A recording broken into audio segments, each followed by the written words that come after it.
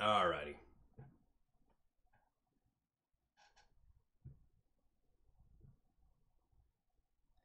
Might as well get this shindig started.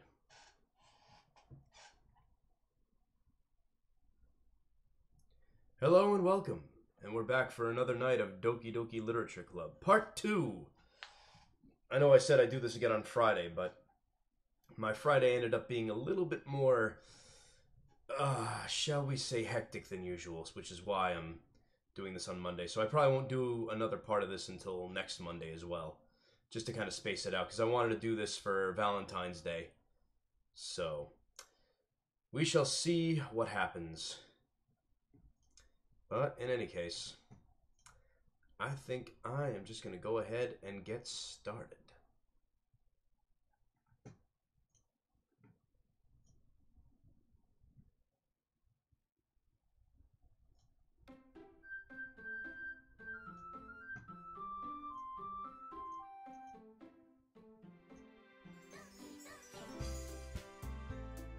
There it goes. Alright, we're back. Hey, what's up, Null? How's it going, buddy? Ready for night 2 of this shit? It's gonna be amazing. Alright, so where did we leave off last time? I think it ended up with a fight between, yeah, it was a fight between Natsuki, the pink-haired girl, and Yuri, the purple-haired nasally one. Because that's the voice I chose to give her. Apparently they were, I heard there's mass hentais here. The only hentai here is me. Because I'm a 35-year-old man playing a game about high school girls. I'm pretty sure I'm on some sort of watch list already. But that's besides the point. As I said, they got into a fight last time because they were sharing each other's poetry and they wanted to see whose was better, so of course they both approached me and asked me, and anyway, so now it's night 2 and I gotta write another poem. Exactly. Hint, you can use the skip button to fast forward through text you've already read, but as I'm playing for this for the first time, I've never read any of the text, but okay, whatever. Alright, so what kind of shit we got in here now? We gotta pick like certain, yeah, we're all on the list, exactly. So, you know, I still find it funny that Monica's not in the group of chibis over there that are constantly twitching and throwing me off. Anyway, I gotta pick 20 more words, so I'm not gonna poll the audience this time, so let's see what we got here. Flower, hurt, defeat, fluffy. They like to put in like really morbid words in between all the fun ones. I'm gonna go with silly. Silly, agonizing, shopping. I'm just gonna blaze through this time, or at least try to.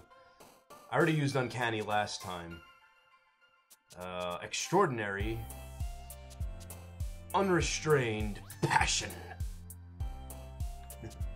Hurt flower, yeah.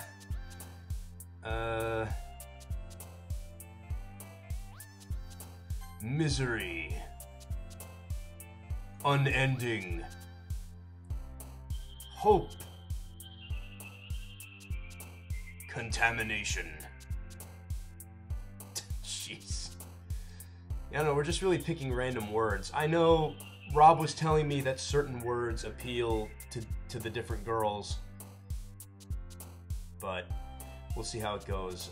Go with love, that's good. I'm not going with suicide. Vivid. Despise. Afterimage. Judgment. Yes, for I am Judge Dredd. Whirlwind of sadness. Romance. Headphones. I'm just gonna pick random shit at this point. Lust. Entropy. And parfaits. That sounds good. Alright, so it's day 2. Another day passes, and it's time for the club meeting already. I've gotten a little more comfortable here over the past couple of days. Oh, it's been a couple of days already. Entering the club room, the usual scene, nibble, climb. I'll choose that next time for the next poem. No. usual scene greets me. Hi, Pinto! Yo, Sayori. Oh shit, I almost missed my cue again. Looks like you're in a good mood today. I'm just still not used to you being in the club, that's all. I see. That's a pretty simple thing to get you in a good mood. But I guess it's always the simple things with you anyway. Speaking of which, I'm kinda hungry. Will you come with me to buy a snack? No thanks. Huh? That's not like you at all. I have my reasons. Why don't we take a look at your purse, Sayori? Why that all of a sudden? No reason, really. I just wanted to look at it. Sayori nervously retrieves her coin purse. She fumbles with the latch and gets it open. Then she turns it upside down and lets its contents spill onto the desk. Only 2 small coins fall out.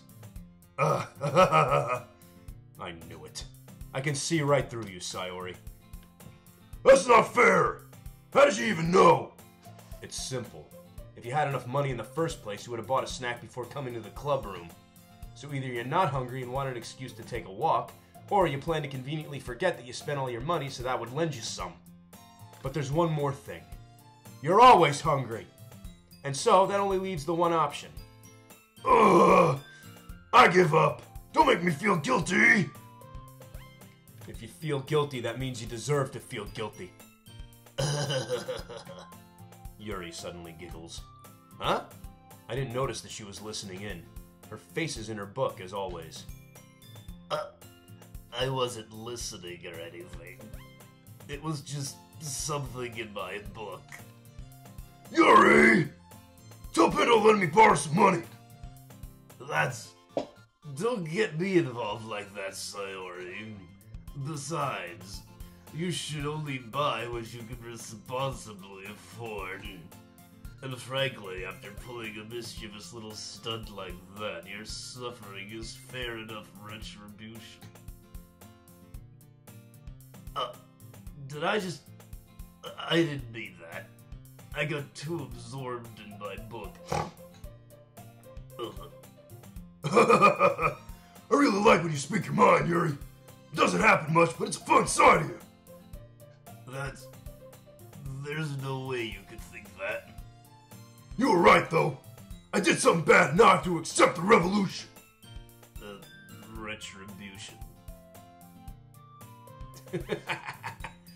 I would if they gave me any fucking dialogue options, Null. That! Still, coming from you, Sayori, I guess there's a little devil inside all of us, isn't there? Don't let her fool you. Sayori knows exactly what she's doing. After all, she told you guys she was bringing me to the club before she even told me. But you wouldn't have come if it weren't for the cupcakes. So I had to trick Natsuki into making them. Come on, give me more credit than that, Sayori. Kya! Out of nowhere, something smacks Sayori in the face and tumbles onto the desk. Ow! What was... Huh? A cookie! Sure enough, it's a giant cookie wrapped in plastic. Sayori glances around. Is this a miracle? It's because I paid my restitution! Retribution. Actually, that one almost worked. Oh, I was just going to give it to you. But then I heard you blab about the cupcakes. It was totally worth seeing a reaction, though. Oh! Natsuki! That's so nice of you! I'm so happy! Sayori hugs the cookie. Jeez, just eat it. Sayori rapidly tears open the wrapper and takes a big bite. This is so good! Sayori suddenly clasps her hands over her mouth. I bit my tongue. You're going through a lot over just one cookie.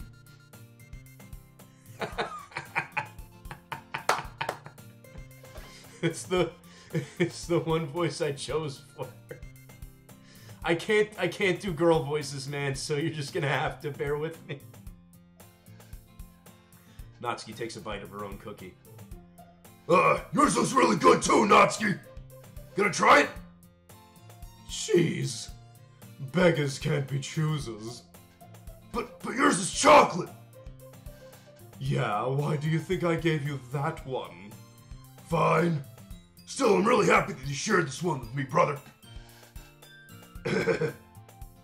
Sayori gets out of her seat and goes behind Natsuki, then wraps her arms around her.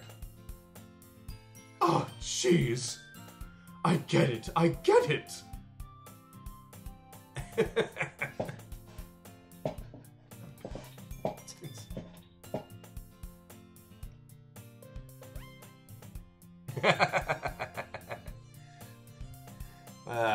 I couldn't do it because I had a cold the first time, so I just did the only voices I could and I just ran with it.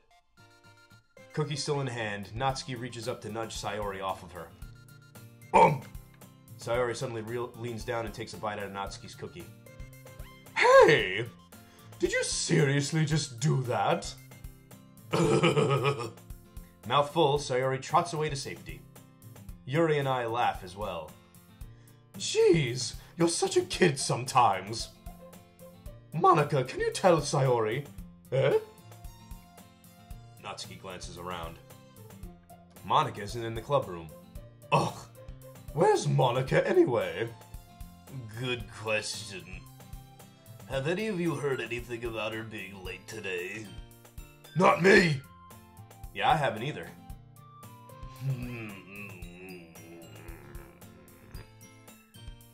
That's a bit unusual. I hope she's okay. Of course she's okay. She probably just had something to do today. She's pretty popular after all. Huh? You don't think she has a... I wouldn't be surprised. She's probably more desirable than all of us combined. That's true. Excuse me? Suddenly, the door swings open. Oh, if you think that's bad and all, wait till you hear this voice. Sorry, I'm super sorry. Ah, there you are. I didn't mean to be late. I hope you guys weren't worried or anything. Huh? Monika chose the club over her boyfriend after all. You're so strong-willed. But boyfriend? What on earth are you talking about? Monika quizzically glances at me. Never mind that. What held you up anyway? Well, my last period today was study hall. To be honest, I kind of just lost track of time. That makes no sense, though. You would have heard the bell ring at least. I must not have heard it since I was practicing piano. Piano? I wasn't aware you played music as well, Monika. I don't really. I kind of just started recently. I always wanted to learn piano. That's so cool! You should play something for us, Monika! That's... Monika looks at me. Maybe once I get a little bit better, I will. Yay! That sounds cool. I'd also look forward to it. Is that so? In that case, I won't let you down, Pinto. Monika... Oh, Jesus Christ! Monika smiles sweetly. She pretty much knocked everyone out of existence to strike a pose. It's kind of frightening. I didn't mean any pressure or anything like that. So we got Redneck's Sergeant Slaughter, the rich whore / butler in purple sign. Yes. Why does Monika sound like a drunken Applejack? Because I had a cold and that's the best voice I can make for her, Wiki. You're just gonna have to bear with me. Rob said she sounded more like Gomer Pyle. Shazam! Don't worry. I've been practicing a whole lot recently, and I really love the chance to share once I'm ready. I see. In that case, best of luck. Thanks. So, I didn't miss anything, did I? No, not really. I choose to leave out Sayori's mischievous escapade. I'm sure Natsuki will end up complaining to her anyway. It looks like everyone has already settled down. Sayori somehow has already finished her entire cookie. Yuri's back to her book, and Natsuki disappeared into the closet. I'm really curious to talk to Yuri a little bit more. but at the same time I would feel bad for distracting her from reading. I catch a glimpse of the cover of the book. It looks like the same book that she lent to me. More than that, she seems to be in the first few pages. Crap. I think she noticed me looking at her. She sneaks another glance at me and our eyes meet for a split second. But that only makes her hide her face deeper into her book. Sorry. I was just spacing out. I mutter this, sensing I made her uncomfortable. Oh, it's fine. If I was focused, then I probably wouldn't have noticed in the first place. But I'm just rereading a bit of this, so... That's the book that you gave me, right? Mm-hmm. I wanted to reread some of it. Not for any particular reason, of course. Just curious, how come you have 2 copies of the same book? Well, when I stopped at the bookstore yesterday... that's not what I meant. I mean, I just happened to buy 2 of them. No, I see. There's something fairly obvious here that Yuri isn't telling me, but I decided to let it go. I'll definitely start reading it soon, I promise. I'm glad to hear it. Once it starts to pick up, you might have a hard time putting it down. It's a very engaging and relatable story.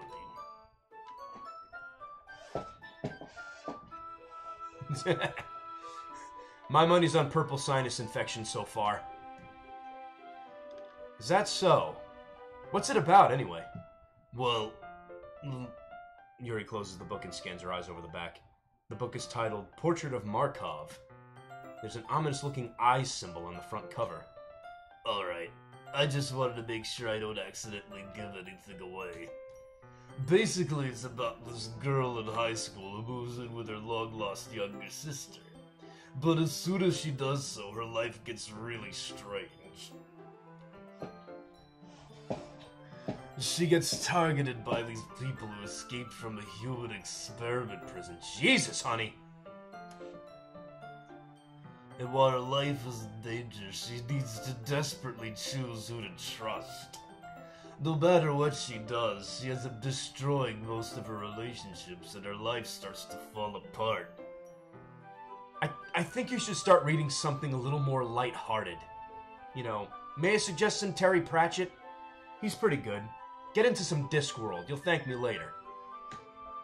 That's kind of fucked up is the word I'd choose, but yeah, dark works just as well. Yuri made it sound like it was gonna be a nice story, so that dark turn came from nowhere. Huh. Why does that sound like foreshadowing? Yuri gently giggles all of a sudden. Are you not a fan of that sort of thing, Pinto? No, it's not that. I mean, I can definitely enjoy those kinds of stories, so don't worry. I hope so. Yeah, I totally forgot that Yuri's into those things. She's so shy and reclusive on the outside, but her mind's... It's true, good point.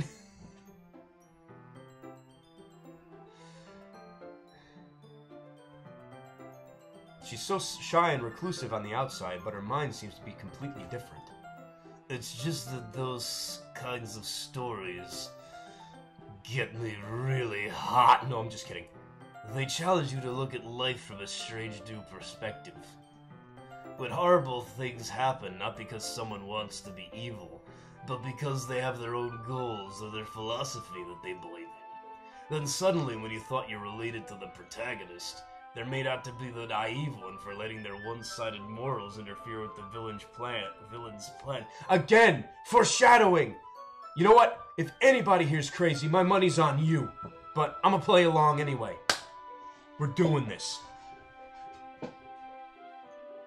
I'm rambling, aren't I?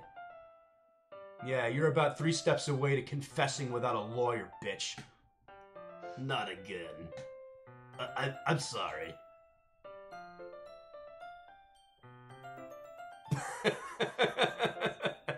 I wouldn't put it past her. Hey, don't apologize. I haven't lost...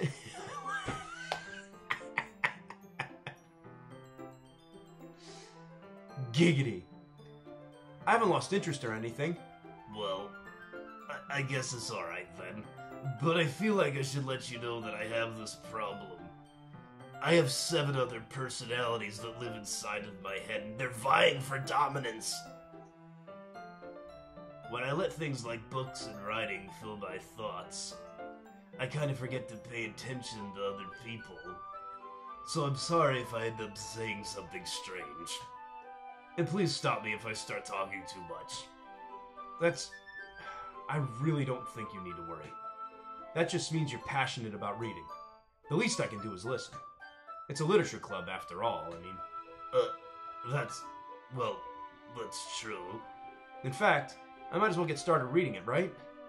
You don't have to. Hey, Julio, what's going on, man? Everything's good so far. I mean, I guess.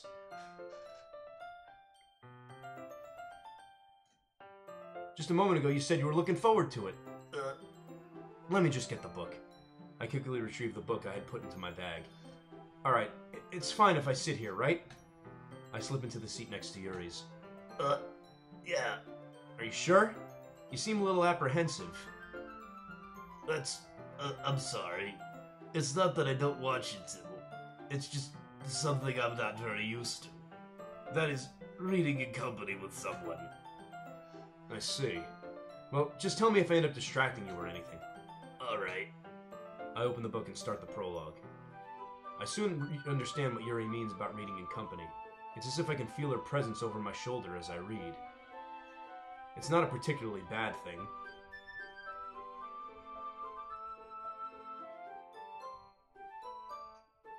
Maybe a little distracting, but the feeling is somewhat comforting.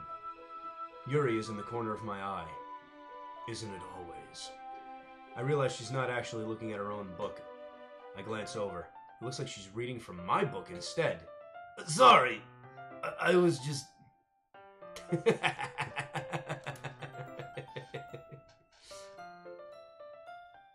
I can't do a girl voice, Null. I am butchering them on purpose.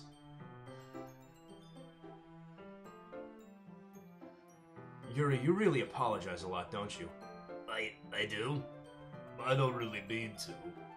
Sorry. I mean... Here, this should work, right? I slide my desk until it's up against Yuri's, then hold my book more between the two of them. I suppose so. Yuri timidly closes her own copy. Once we lean in a little bit, our shoulders are almost touching. Aw, here we go, baby!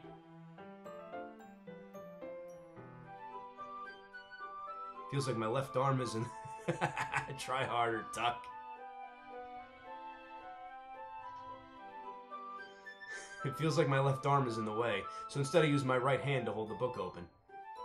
I guess that makes it kind of difficult to turn the page. Here. Yuri takes her left arm and holds the left side of the book between her thumb and forefinger. Ah, I do the same with my right arm on the right side of the book. That way, I turn a page and Yuri slides it under her thumb after it flips to her side. But in holding it like this, we're huddled even closer together than before. Hey now. It's actually kind of distracting me. It's as if I can feel the warmth of Yuri's face, and she's in the corner of my vision. Are you ready? Huh? To turn the page. Oh, sorry. I haven't gotten it yet, but I think, yeah, Null has. I glance over at Yuri's face again, and our eyes meet. I don't know how I'll be able to keep up with her. That's okay. You're not as used to reading, right? I don't mind being patient if it takes you a bit longer. It's probably the least I can do, since you've been so patient with me. Yeah, thanks. We continue reading. Yuri no longer asks me if I'm ready to turn the page. Instead, I just assume that she finishes the page before me, so I turn it by my own volition. We continue the first chapter in silence. Alright, something awesome better happen soon here, because I'm starting to nod off. Even so, turning the page almost feels like an intimate exchange. Yeah, that's right, turning the page gets me so hard! I mean, I didn't say that. My thumb gently letting go of the page, letting it flutter over to her side as she catches up in her own thumb. Hey, Yuri. This might be a silly thought, but the main character reminds me of you a little bit. Do you think so? How does she? Well, I guess she's more blunt in a lot of ways. But she also second guesses all the things that she says and does. Like she's afraid she'll do something wrong. It's not like I can see into your head or anything. Although your ear is right there if I get a close enough look. But they're kind of reminiscent of some of your mannerisms. I see. Yuri remained silent for a moment. But Pinto, that's probably a terrible thing to have in common with her. That's so embarrassing that you think that. Wait! I didn't mean it in a bad way or anything. Sorry, I really didn't know you were self-conscious about that sort of thing. I guess I more meant that it's kind of cute. What are you saying all of a sudden? Okay, everyone. I think it's about time we share today's poems with each other. We might not have enough time if we wait too long. Yuri exhaled, spared from finishing her thought. Is that alright, Yuri? You look kind of down. I'm sorry if you haven't been looking forward to this. It's not. It's fine.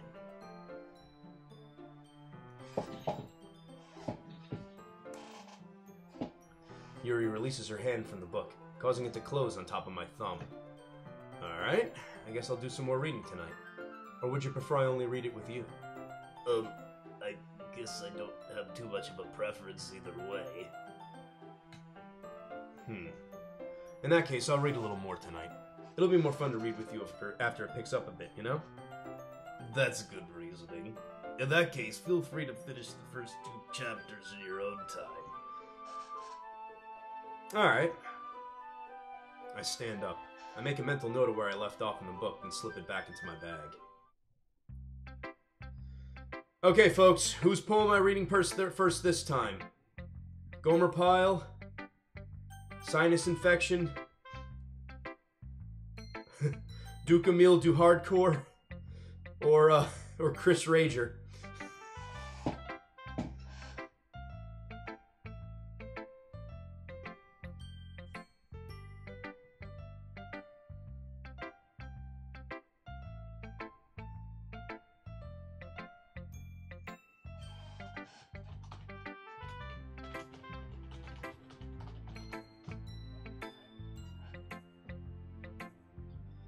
Poll time, people.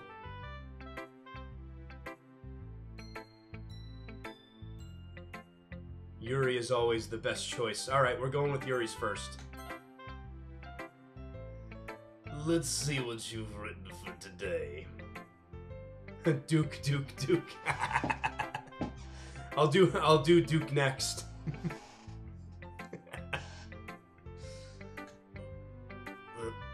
Yuri stares at the poem with a surprised expression on her face. Do you like it? Pinto, how did you pick up on this so quickly? Just yesterday I was telling you the kind of techniques worth practicing. Maybe that's why. You did a good job explaining. I really wanted to try giving it more imagery. Then Sayori and okay, so we're doing Sayori and then Monica last. Okay, cool. I really wanted to try giving it more imagery.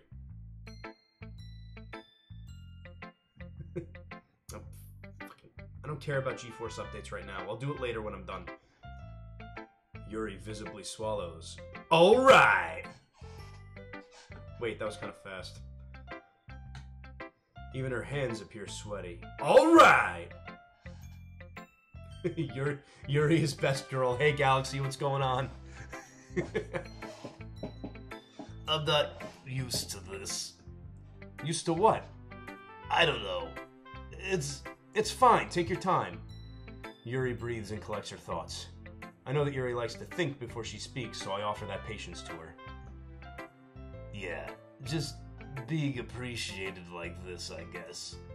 It probably sounds really stupid, but seeing someone motivated by my writing, it just makes me all gushy inside. No, I'm kidding. Really happy. We'll go with that.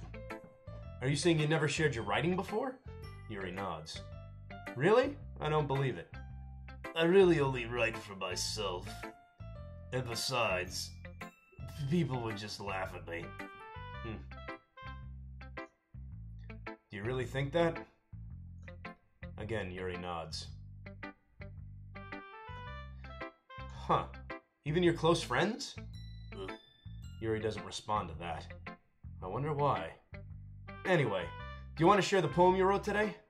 Yeah, I do. If it's with you. The Raccoon. It happened in the dead of night while I was slicing bread for a guilty snack. My attention was caught by the scuttering of a raccoon outside my window. That was, I believe, the first time I noticed my strange tendencies as an ordinary human.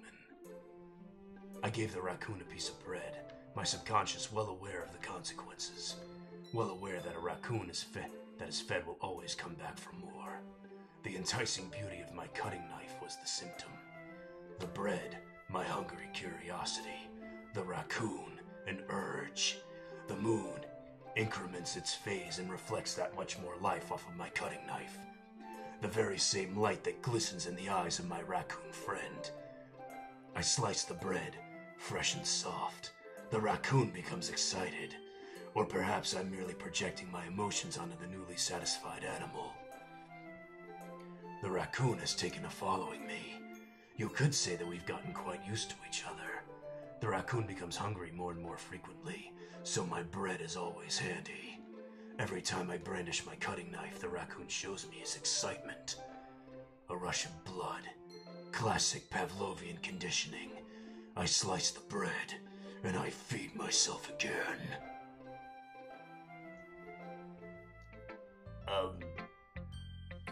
Yes, like and subscribe, people. I was a little more daring with this one than yesterday's. Yeah, I can see that. Also, I'm calling the cops. It's a lot more metaphorical. Yeah, we'll go with that. 20 likes and we auction Pinto off. I don't know if it's my fault, but I can't begin to imagine what this poem is about. That's right. It's a bit closer to my preferred writing style. Using the poem as a canvas to express vivid imagery and conveying emotions through them. Yeah, if I take it at face value, then I can't even figure out what it's supposed to mean. She's a fucking serial killer. Run! Run away!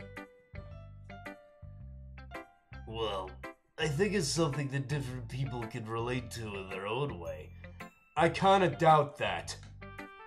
I wanted to express the way it feels for me to indulge in my more unusual hobbies.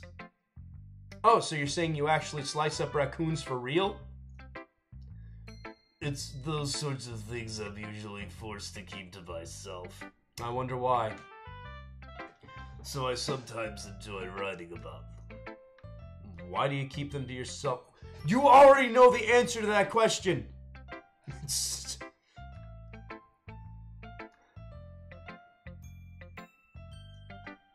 Because they're embarrassing, and people would make fun of me. Don't you have anything like that, Pinto? Well, yeah, I guess I do. I feel like everyone has a little something like that. The best we can do is respect each other and our individualities. Also, never come over to my house!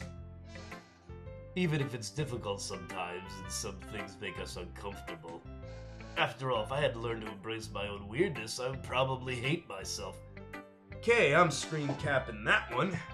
That's a little bit too close to home. I might be ranting a little bit now, but I'm glad that you're a good listener. That's all I can do. They won't give me any dialogue options. Okay, so I'm scrolling up a little bit. Because we went Yuri first. Oh yeah, Duke Emil do hardcores next, so Natsuki. Well, it's not really any worse than your last one. But I can't really say it's any better either. Huh? Phew, what? Well, anything that isn't a train wreck I'll take as a win. And I get the feeling you're probably the most critical. Hey! What makes you... Wait, maybe that was a compliment. Glad to see someone recognizes my experience. Well then, keep practicing and maybe you'll be as good as me someday. That's, Something tells me Natsuki completely missed the point. Come to think of it, this kind of reminds me of Sayori's poem from yesterday. Huh? You think so? Yeah, well, I guess if you've been friends with her for so long, you might as well be on the same wavelength. But you never really struck me as her type. Sayori has a type all of a sudden? Well, I don't know, but honestly, how can someone so, fluffy spend so much time with someone like you? It's like she's dragging around a dead weight. Ugh, that was a little unnecessary. But think of it this way. If it weren't for me, she probably would just fly away like letting go of a balloon. You could say we take care of each other in our own way. Whatever it is, I don't get it. Oh yeah, I guess I'm supposed to show you my poem. Here. Amy likes spiders. You know what I heard about Amy? Amy likes spiders. Iggy, wriggly, hairy, ugly spiders. That's why I'm not friends with her. Amy has a cute singing voice. I'd heard her singing my favorite love song. Every time she sang the chorus, my heart would pound to the rhythm of the words. But she likes spiders. That's why I'm not friends with her. One time, I hurt my leg really bad. Amy helped me up and took me to the nurse. I tried not to let her touch me. She likes spiders, so her hands are probably gross. That's why I'm not friends with her. Amy has a lot of friends. I see her talking to people. She probably talks about spiders. What if her friends start to like spiders too? That's why I'm not friends with her. It doesn't matter if she has other hobbies. It doesn't matter if she keeps it private. It doesn't matter if she doesn't hurt anyone. It's gross. She's gross. The world is better off without spider lovers. And I'm gonna tell everyone. Not bad, right? It's quite a bit longer than yesterday's. Yesterday's was way too short. I was just warming up. I hope you didn't think that was the best I could do. No, of course not. Anyway, the message is pretty straightforward in this poem. I doubt I'll have to explain it. Sometimes you can explain complicated issues with much simpler analogies. And it helps people realize how stupid they're being. Like anyone would agree with that the subject of this poem is an ignorant jerk. Do you know people like that?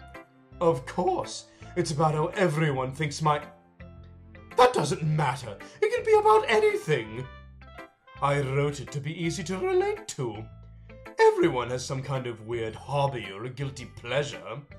Something that you're afraid if people find out, they'd make fun of you or think less of you. But that just makes people stupid.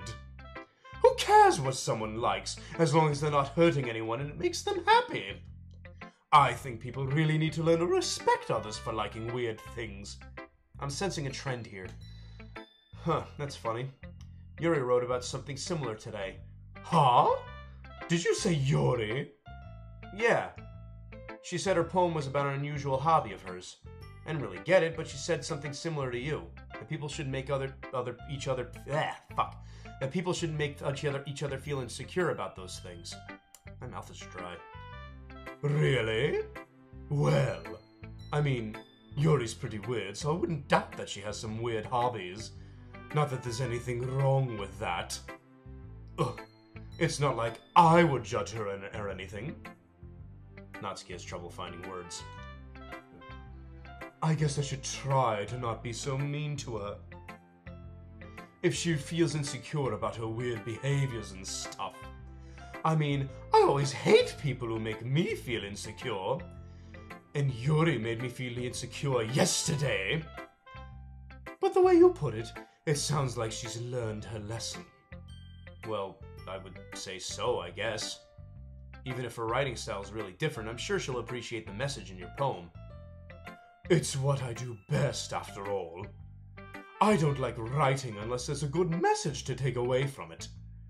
Like, conveying emotions is important, but I want to make people to think, just not feel. Remember that. I'm gonna write a good one for tomorrow, too, so look forward to it.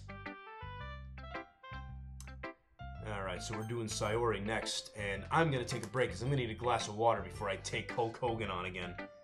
1 second, folks.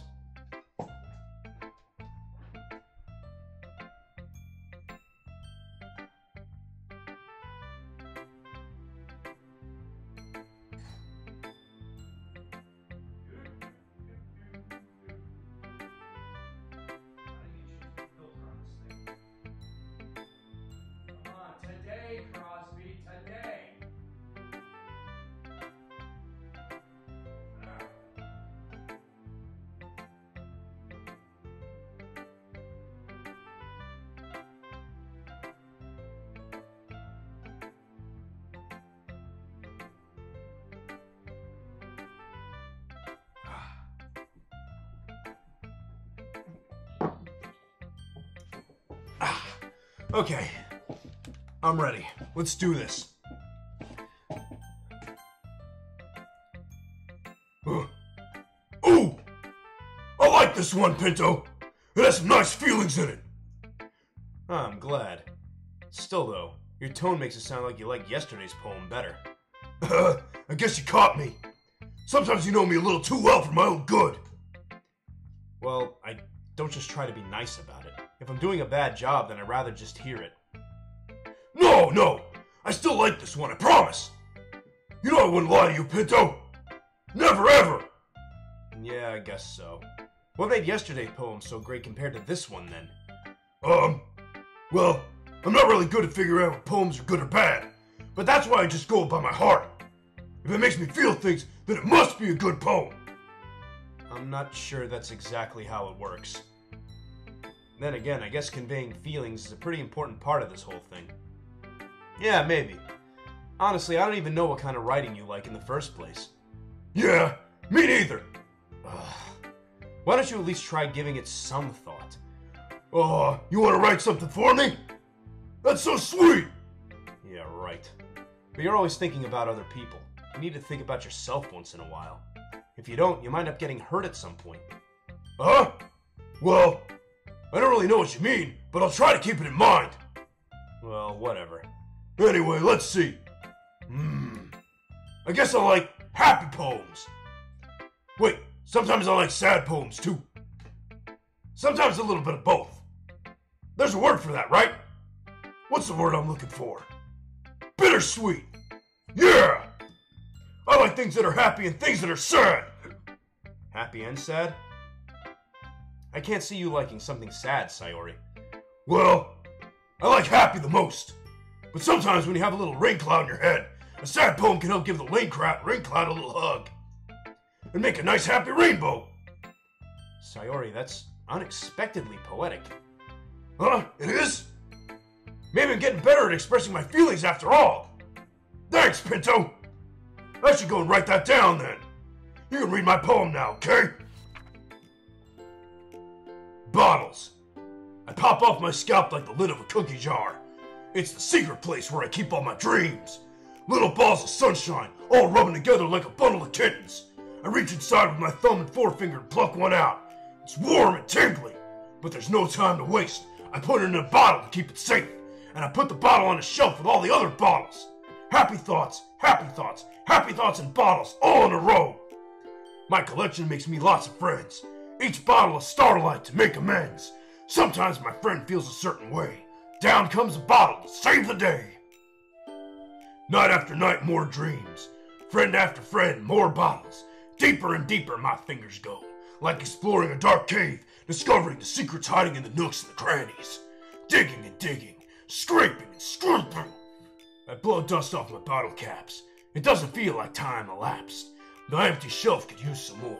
My friends look through my locked front door. Finally all done.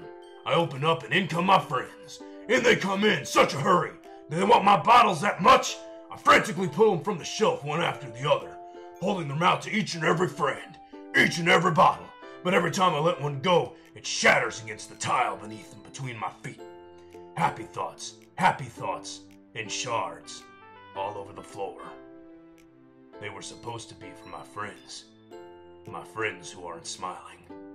They're all shouting, pleading, something, but all I hear is echo, echo, echo, echo, echo, inside my head. Holy crap. Sayori, did you really write this? Of course I did! Didn't I tell you yesterday I was gonna write the best poem ever? Yeah, but, I mean, I didn't expect something like this coming from you. Monica taught me a whole lot, and I've been really in touch with my feelings recently. I see that. It's almost kind of creepy. Creepy? Well, not exactly. Maybe because I'm so used to you being cheerful. Well, never mind. I think I'm thinking too hard about it. The point is, it came out good, so you should be proud of it. Oh, thanks. I feel like I was meant to express myself this way. It even helps me understand my own feelings a little better. Writing is like magic.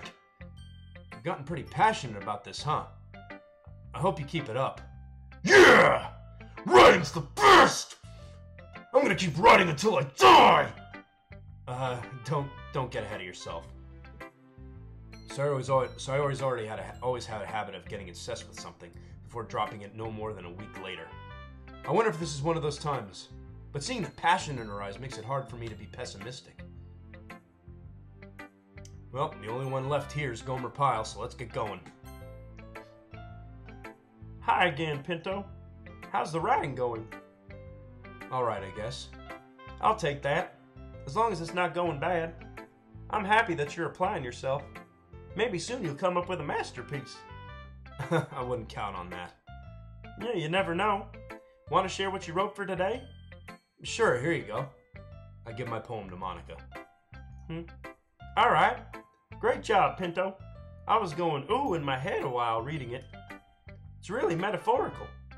I'm not sure why, but I didn't expect you to go for something so deep. I guess I underestimated you. It's easiest for me to keep everyone's expectations low. And screen capping that one.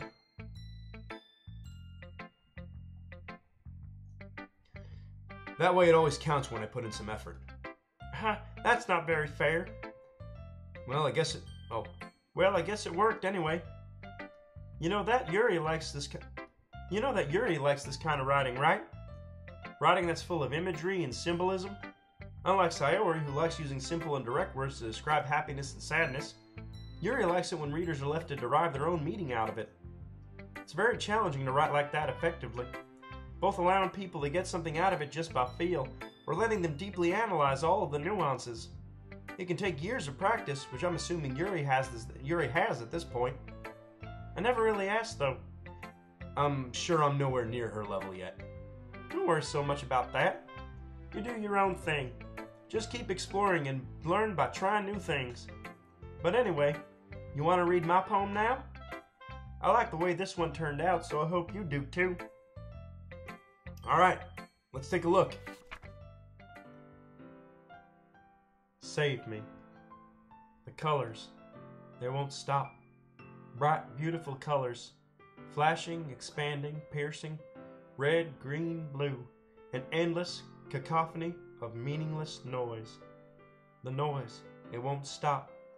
Violent, grating waveforms, squeaking, screeching, piercing, sine, cosine, tangent, like playing a chalkboard on a turntable, like playing a vinyl on a pizza crust, an endless poem of meaningless. Load me. Ah, I get it. Huh. It's even more abstract than your last one, huh? I guess it's just the way I write. I'm sorry if you don't like it. No, I never said that. It's just a kind of thing I've never really seen before, I guess. I kind of like playing with my space on the paper. Choosing where and how to space your words can totally change the mood of a poem. It's almost like magic. The way I wrote the lines really short makes it feel like they're trying to speak over the noise. I see. It's still hard for me to tell what it's about, though. Sometimes asking what a poem is about isn't the right question. A poem can be as abstract as a physical expression of a feeling, or a conversation with the reader. So putting it that way, not every poem is about something. Anyway, here's Monica's writing tip of the day. Sometimes you'll find yourself facing a difficult decision. When that happens, don't forget to save your game. You never know when you might change your mind. Huh, that sounds like foreshadowing. You know what? I think I'll take you up on that. Or when something unexpected may happen. Wait, is this tip even about writing? What am I even talking about? That's my advice for today. Thanks for listening. Okay, everyone. We're all done reading each other's poems, right? I have something extra planned today, so if everyone could come sit at the front of the room. Is this about the festival? Well, sort of. Ugh, do we really have to do something for the festival? It's not like we can put together anything good in just a few days. We'll just end up embarrassing ourselves instead of getting any new members. That's a concern of mine as well. I don't really do well with last-minute preparations. Don't worry so much. We're gonna keep it simple, okay? We won't need much more than a few decorations. Sayori has been working on posters, and I've designed some pamphlets we can give out during the event. Okay, that's great and all, but that doesn't tell us what we're actually going to be doing for the event. Sorry. I thought you heard about it already. We're gonna be performing. Performing? Monica. Yeah, we're gonna be having a poetry performance. Each of us are gonna choose a poem to recite during the event.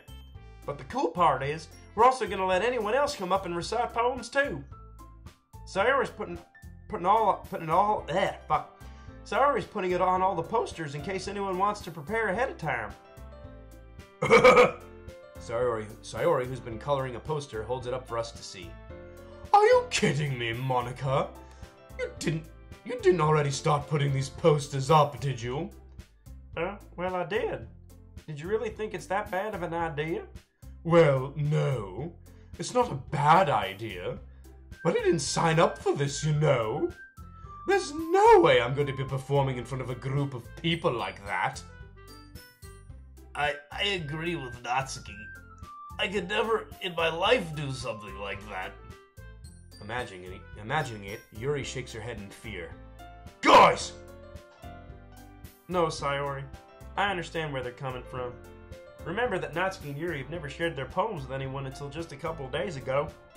It's a lot to ask for them to recite their poems out loud to a whole room full of people. I guess I kind of overlooked that. So, I'm sorry.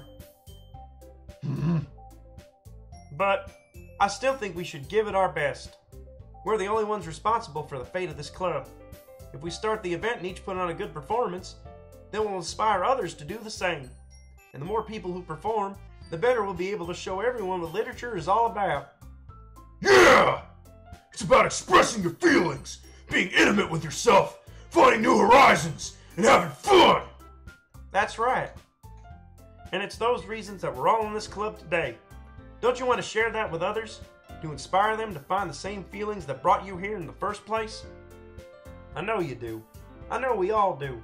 And if all it takes is standing in front of the room for 2 minutes and reciting a poem, then I know you can do it. Natsuki and Yuri remain silent. Sayori looks worried. I guess that leaves me no choice. I agree. I don't think it's too much to ask. I think that Sayori and Monica have been trying really hard to get new members. The least we can do is help them out a little bit. Well, maybe, but... Looks like Natsuki doesn't have any arguments left. Ugh. Okay, fine. I guess I'll just have to get it over with. Alright! Phew. Thanks, Natsuki. What about you, Yuri? Yuri dejectedly glances around at everyone else's expectant faces. Sigh. I guess I don't really have a choice. Haha! That's everyone! You're the best, Yuri! This club is seriously going to be the death of me. Oh gosh. You'll be fine, Yuri. But anyway, let's move on to the main event. I want each of you to choose a poem of yours. We're gonna practice reciting them in front of each other. No way! Monica, this is too sudden. Well, if you can't recite your poem in front of the club, how do you expect to do it in front of strangers? Oh no. Don't worry, I'll start off to help everyone feel a little bit more comfortable. Can I go next? Of course. Now, let's see. Monica flips through a notebook to the specific poem she has in mind for herself. She then stands behind the podium. The title of this poem is The Way They Fly. Ahem. Monica begins reciting her poem. Her clear, confident voice fills the room. More than that, her inflection is pristine. She knows exactly how to apply emotion behind each line she recites, bringing the words to life. Is this something she's done before, or is she simply a natural? I glance around me. Everyone has their eyes on Monica. Sayori looks amazed. Yuri has an intense expression on her face that I don't understand. Finally, Monica finishes the recitation. The four of us applaud. Monica takes a breath and smiles. That was so good, Monica! Thank you very much. I was just hoping to set a good example. Are you ready to go next, Sayori? I'll go next. Whoa! Yuri's fired up all of a sudden! Yuri clutches a sheet of paper between her hands and stands up. Keeping her head down, she walks quickly over to the podium. This poem is called... Yuri anxiously glances at each of us. You can do it, Yuri! It's called After Image of a Crimson Eye. Yuri's voice shakes as she starts reading the poem. Just a moment ago, she practically refused to do this. Why is she suddenly putting in so much effort? As Yuri gets past the first couple of lines, her voice changes. It's almost like what happens when Yuri gets absorbed into her books. Her quivering words transform into the sharp syllables of a fierce and confident woman. The poem is full of twists and turns in its structure that she enunciates with perfect timing. This must be a rare glimpse into the whirling fire Yuri keeps concealed inside of her head. Suddenly, she's finished. Everyone is stunned. Yuri snaps back into reality and glances around her as if she bewildered even herself. It's up to me to save the situation. I'm the first to start applauding. Everyone joins me afterward and we give Yuri the recognition she deserves. It's not that we didn't want to applaud for her, but we were caught so off guard that we must have forgotten. As we applaud, Yuri holds the poem to her chest and rushes back to her seat. Yuri, that was really good. Thank you for sharing. Looks like Yuri is down for the count. Okay! I guess I'm next then! Sayori hops out of her chair and cheerfully walks to the podium. This one's called My Meadow. Sorry, I giggled. Sayori. It's a lot harder than I thought. How did you guys do it so easily? Try not to think of it like you're reciting to other people. Imagine you're reciting it to yourself, like in front of a mirror or in your own head. It's your poem, so it'll come out the best that way. I see. Okay then. Sayori begins her poem. Somehow it feels like her soft voice was made as a perfect match. The poem isn't aimlessly cheery like Sayori is. It's serene and bittersweet. If I were to read this on paper, I probably wouldn't think much of it, but hearing it come from Sayori's voice almost gives it a whole new meaning. Maybe this is what Sayori meant when she said she likes my poems. It's like I get to reach more deeply into someone I thought I knew through and through. Sayori finishes and we applaud.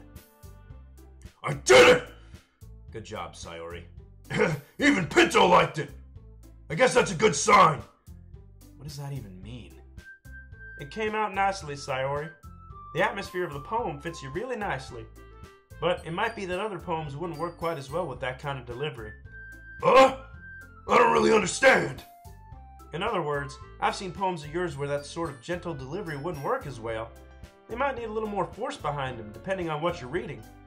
Oh, I know what you mean. Well, I've been practicing that kind of thing. It's just embarrassing to do it in front of everyone.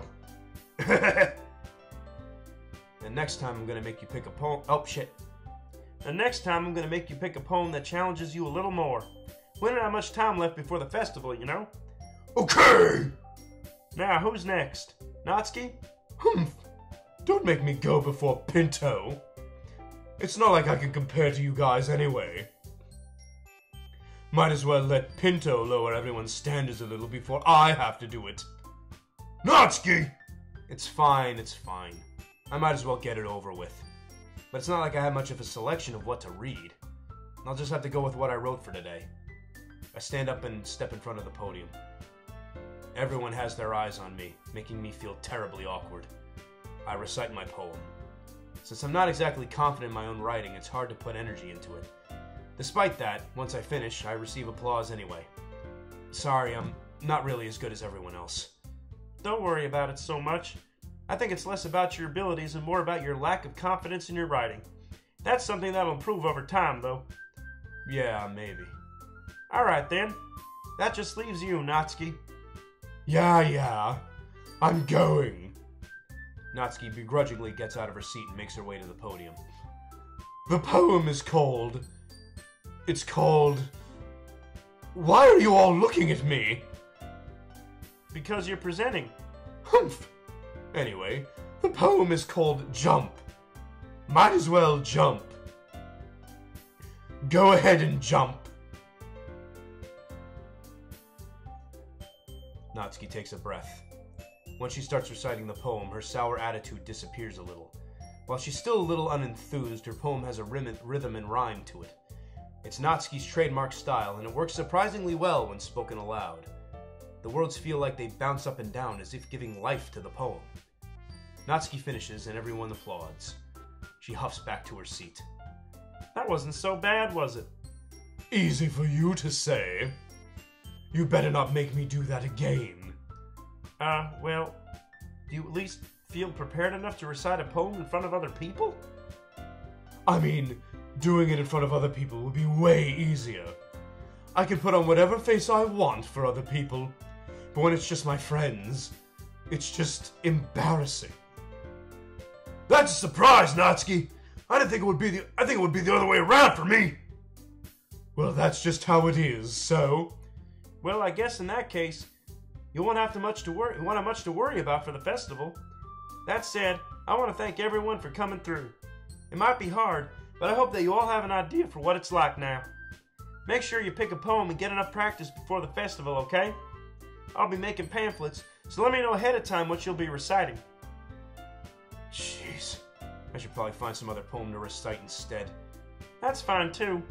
It doesn't have to be your own. I'm already pleasantly surprised that you're putting in all this effort for the club. It makes me really happy. Yeah, no problem. Something all. Okay, everyone. I think that's about it for today. I know the festival's coming up, but let's try to write poems for tomorrow as well.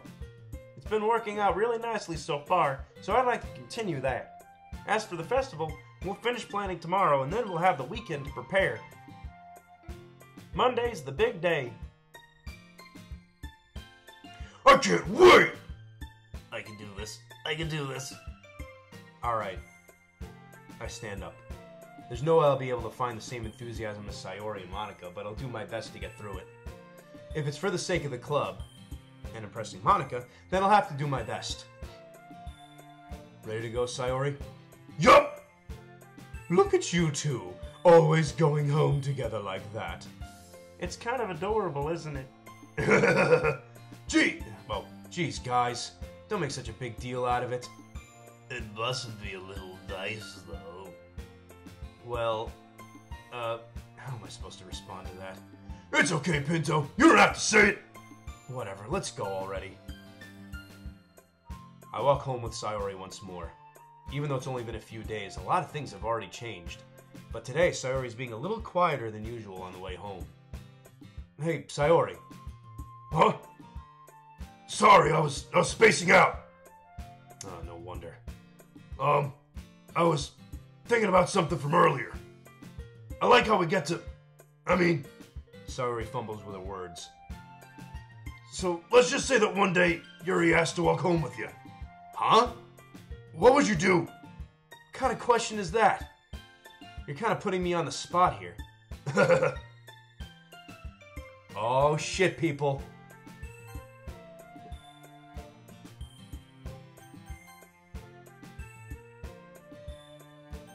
Would I walk home with Yuri, or would I still walk home with Sayori? That's a good question.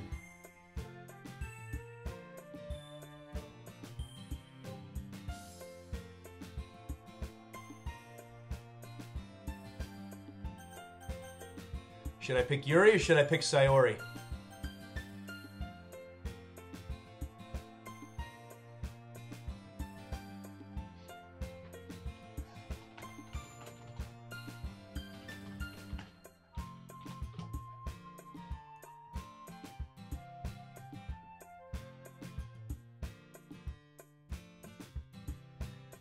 I know, right? I'm sweating bullets here.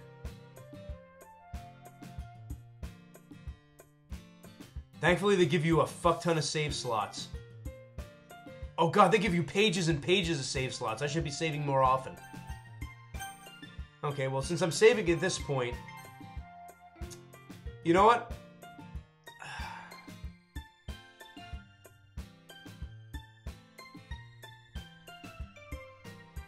I'd probably still walk home with God's favorite idiot. You really think I would ditch you for Yuri? Huh? But she's so beautiful and smart. Jeez. I already see her in the club every day. Besides, you already seem to like going home together. I wouldn't just ruin that for you. You're so silly, Pinto. You think about me too much sometimes. Yuri would deserve it if she wanted it, so... Sorry, I've already made up my mind. I really can't figure you out sometimes. Sorry. Besides... Oh, shit. Besides, what's the point in speculating something that's never gonna happen? The conversation trails off. It's kind of a weird thing for Sayori to care so much about. But I want to respect her and keep her happy, too. Then again, the festival's only a few days away. Who knows what'll happen in that time? Alright, fuckers, it's poetry time once again!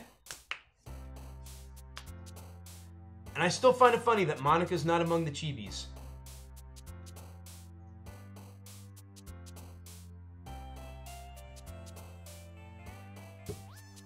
I mean, I was leaning hard towards Yuri, so I hope I didn't just derail that. But anyway, here we go. We'll start with pleasure. Bouncy pleasure. But also disorienting. So disorienting it gives me vertigo. And it makes me want to cry. And it fills me with anxiety. And leaves me sort of broken. It's sort of uncanny. But somehow it fills me with excitement.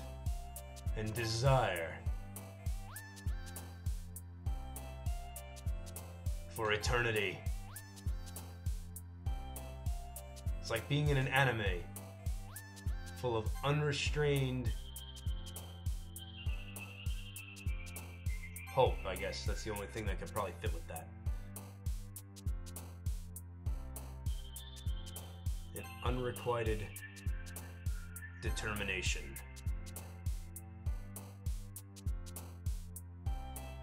It gives me Doki Doki feelings of melancholy, which is awesome. And romance. Oh man, I'm the last one here again. Don't worry, I just walked in too. Were you practicing piano again? Yeah. You must have a lot of determination. Starting this club and now picking up piano. Well, maybe not determination, but I guess passion. Remember that the club wouldn't be here if it weren't for all of you. And I'm super happy that you're all willing to help out for the festival as well. Oh, I can't wait for the festival. It's gonna be great. Huh? Weren't you complaining about it just yesterday, Natsuki? Well, yeah. I'm not talking about our part of the festival. But it's a whole day of school where we get to play and eat all kinds of delicious food. You sound a bit like Sayori all of a sudden. Monica, do they usually have fried squid? Squid? That's a pretty specific thing to look forward to. Oh, come on. Are you saying you don't like squid? You, of all people? I've seen your browsing history. I know what you're into. I didn't say I don't like it. Besides, what do you mean by you of all people? Because it's right in your name. Monica. Eh? That's not how you say my name at all. Also, that joke makes no sense in translation. Huh? Never mind. Let's just focus on our own event for now, okay? Fine, fine. Your reactions aren't as fun as Yuri's or Sayori's anyway. Excuse me. Where is Sayori anyway? Oh, there you are. Sayori is sitting at a desk in the corner of her room looking down at nothing. I walk over to her. Hey, Sayori. I wave my hand in front of her face. Huh? You're spacing out again. Sorry. Don't mind me. You can go talk to everyone else. Huh? Is everything okay? Of course. Why wouldn't it be? It just feels like you're a little off. Sorry for assuming things. Jeez, you worry too much about me. I'm fine, see? Sayori shows me a big smile. Don't let me distract you from having fun with everyone. Well, alright. If you say so. I wordily glanced at Sayori before turning back towards everyone else. But the conversation was already dispersed, with everyone back at their usual activities. Maybe I should ask Monica if she's noticed anything about Sayori recently. Since they've been preparing for the festival, they must be spending a lot of time together. I timidly approached Monica, who was shuffling through some papers at her desk. Pinto, what's up? Hey, this might sound a little strange, but have you noticed anything up with Sayori recently? Anything up with her? In what way do you mean? Maybe I'm reading into it a little too much, but she seems a bit downcast today. Oh, you think so? I can't say if I've noticed anything about her. Monica peers across the room at Sayori, who is idly dragging a rubber eraser up and down her desk. Maybe there's something on her mind. But I'm surprised I'm not the one asking you, Pinto. You certainly know her a lot better than I do. Yeah, but she's never really like this. She's always talked to me about things that bothered her. But this time when I asked her, she was really dismissive. Sorry, I know it's not your problem. I just wanted to ask if you knew anything, so I'll just drop it now.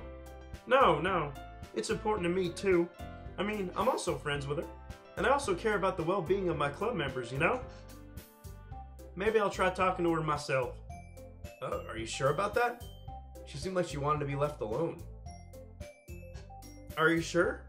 Maybe she just has a hard time bringing it up with the person of interest. Person of interest? What do you mean by that? I'm saying maybe the thing on her mind is you, Pinto. Me? How on earth would you come to that conclusion? Well, I probably shouldn't say too much, but Sayori talks about you more than anything else, you know? Huh? She's been so much happier ever since you joined the club. It's like an extra light was turned on inside of her. What? No way. Sayori is always like that. She's always been full of sunshine. It's not any different now than it always has been. You're so funny, Pinto. Have you thought that maybe you've always seen her as so cheerful? Because that's just how she is when she's around you? I said too much. I'm sorry. What do I know anyway? I didn't mean to jump to conclusions, so you should just forget about what I said. I'll try to talk to her, so try not to think about it for now. Alright. Monica smiles meaningfully. I know she said to forget about it, but I already know that I won't be able to get her words out of my head. Monica stands up from her desk and walks across the room to where Sayori is sitting. I watch her kneel down next to Sayori and gently talk to her, but she's keeping her voice so quiet that I can't hear her from here. I sigh and sit myself down. I know Sayori told me not to worry about her and have fun with everyone else, but that's impossible to do when she's behaving like this. Exactly how much do I care about her that I'm letting this weigh me down so much? Now it feels like I'm the one behaving out of the ordinary. But there's nothing I can do besides wait for Monica. Why does it feel like I'm being watched? I glance around the room. Suddenly I notice Yuri peering at me from over her book, but she looks away just as quickly with a flustered look on her face. I realize that she won't get anywhere like this. I've never really seen Yuri approach anyone or start a conversation on her own accord, so I have no choice but to approach her myself. By now, it's a little easier for me to do that. I stand up from my desk and sit in one next to her own. Sorry. I didn't mean to bother you or anything. Relax, you didn't even do anything. But I can tell that you wanted to be alone with your thoughts. Alone with my thoughts? How were you even able to tell that I was even thinking like that? Well, it's something that I do a lot. So it wasn't hard for me to spot based on your posture and expression. Not that I was staring or anything. I didn't do anything creepy like that. In any case, I guess you were right. I'm sorry if I caused you any concern. Don't apologize. Your troubles are only the concern of those who willingly share in that concern. Of course, there are certainly those who find the most comfort in keeping to themselves. But if you prefer to share what's on your mind, then I'd be glad to listen. It's not really that big of a deal. I was just feeling a bit uneasy about Sayori. Sayori? Yeah, she seems a little off today, but when I asked her about it, she didn't want to admit it to me. So I can't help but wonder if something happened to her. The answer is always Yuri. Oh? That's quite romantic. Huh? Sorry, I didn't mean to say something stupid. It's not that, it's just I didn't want you to misunderstand. Sarah and I have just been friends for a long time, that's all. I see. Then perhaps it's unusual for her to be dismissive to you about her feelings. Or maybe I'm just reading into it a little bit too much. Pinto, the world is full of meaning, often hidden deep beneath plain sight. And there are many untold mysteries behind every person, no matter how well you may know them. Huh. So you think there might be something behind it after all? I think that Sayori is a very complex person. Her mannerisms on the outside don't always match what may be going on inside her head. And she may not always know what she wants. I noticed her strange behavior today too, and I also feel some concern for her, even though emotion was genetically bred out of my family for generations upon generations. But in your case, it looked like she was fully occupying your thoughts, wasn't she? Well, I guess that was the case. Sayori, she really means a lot to you, doesn't she? I guess. We don't need to put it that way. We're just good friends, that's all. Yuri suddenly looks deeply into my eyes. Her expression is gentle and curious, as if she was searching for something. Embarrassed, I avert my gaze. Sometimes, a person's mysteries are untold even to themselves. And you, as someone honest and caring, may uncover feelings you weren't aware were in you. That is, I think that she would be a very fortunate person to have you feel that way about her. Yuri, you're giving me too much credit. I'm a pretty simple guy. Yeah, ain't that the truth? So I think I'm pretty good at understanding my own feelings. Not nearly as sophisticated as you. That's not a compliment, is it? It is what it is. Anyway, as long as you're here, why don't we do some reading? Well, as long as you're okay with it. Yeah. I should be taking my mind off this whole thing anyway. Why don't we go ahead and get started? Yes, let's. Actually, I have a request. Do you mind if I take some tea first? Not at all. Thanks very much. If there's one thing that can make my reading time here any better, it's a nice cup of tea. Not to mention for yourself as well. Yuri stands up and makes her way to the closet. I follow and watch as she receives a small water pitcher from the shelf, the kind with a filter inside. Can you hold this for a second? Sure. Yuri hands me the water pitcher and also fetches an electric kettle. I'm gonna plug this in at the teacher's desk and then we'll go get some water. She walks past me and sets the kettle down on the teacher's desk. I simply watch her movements. To my surprise, the way she moves really contrasts her speaking mannerisms. Especially because of her long legs, Yuri appears elegant and methodical. Okay, may I have the water pitcher? Thanks, I'll be right back. I might as well walk with you. Yeah, why not? Shall we go then? Yeah. Where are you two off to? We're just... Yuri was gonna go make some tea, so... I suddenly realized how weird this sounds, explaining this to Monica. We're just filling the water pitcher. Oh, okay. Sorry, I was just a bit curious. That's kind of a one-person job, isn't it? That's... Monica, please mind your own business for once. Or do you want to tell me there's something wrong with helping involve Pinto in club activities? Huh? My mouth gapes. I suppose there's nothing wrong with that. Then let's go, Pinto. Yuri quickly exits the room and I follow. Once in the hallway, she suddenly puts her forehead against the wall. I spoke without thinking. How can I say something like that? Yuri. I just... Something about the way she said that. Hey, Jake, what's up, man? It made me feel so irritated. What's wrong with me? No, Yuri. I think you did the right thing. I wasn't expecting it, but it's also not right for Monica to judge people like that. Pinto, how come even when I do something bad, you're being nice to me? Because nothing you do is as bad as you make it seem in your head. Why do I have the feeling I'm gonna regret that quote way later? Or, like, right now? Nobody's perfect. We have emotions and we can't always hide them away. But you always amplify things in your head.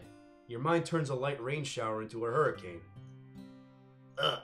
No. Wouldn't you hate me for something as terrible as that? Why would I hate you? I can't hate someone for having emotions. What kind of friend would do that? Friend, you say? Yuri lifts her head. Pinto, I really like being friends with you. Thanks, Yuri. I like being friends with you, too.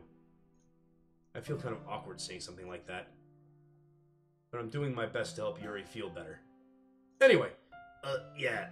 Shall we go? Yeah. Yeah. Yuri and I walk into the nearest water fountain. So, Yuri, how big is that closet in the back of the classroom? Just curious. Once we fill up the water pitcher, we return to the classroom. Pinto, do you like oolong tea? As a matter of fact, I do. I don't get to have it very often. Yeah. Anything is fine. Very well. Yuri sets the temperature down the kettle to 200 degrees. Now it's time to get the teapot. You really do this properly, don't you? Well, of course. I shouldn't do any less when I'm making tea for others. Even if I'm not an expert on tea or anything. Oh shit, that was my rope. Even if I'm not an expert on tea or anything? In that case, you'll only be even more impressed. Yeah, perhaps I will. Yuri fetches the teapot and begins measuring the tea leaves. To my surprise, she even starts humming a little to herself.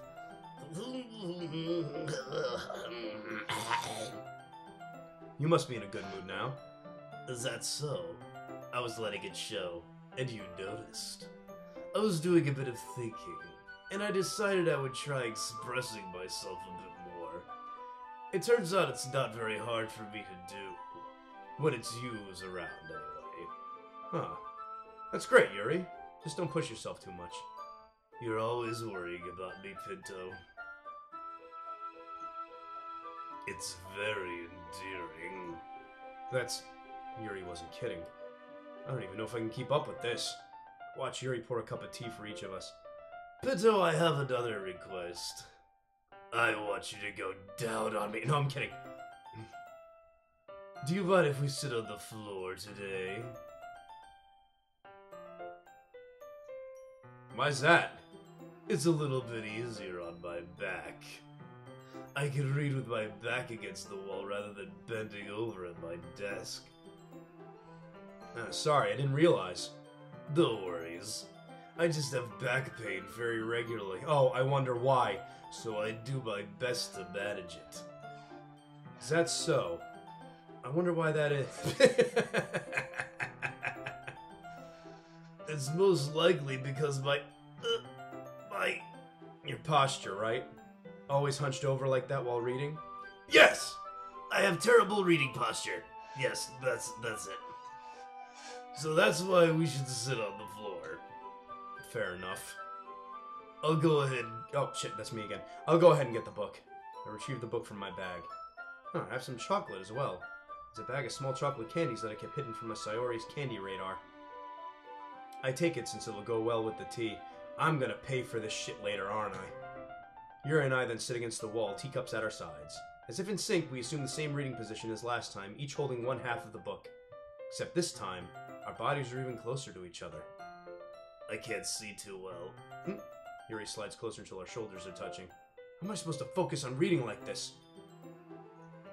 Yuri was always kind of cute, but she's being less apprehensive is almost more than I can handle. Your teacup. Yuri hands me my teacup. Holding it with my hand that's not holding the book, I end up in a position that just makes it even harder to focus. Because now I need to worry about making sure I don't actually touch her chest.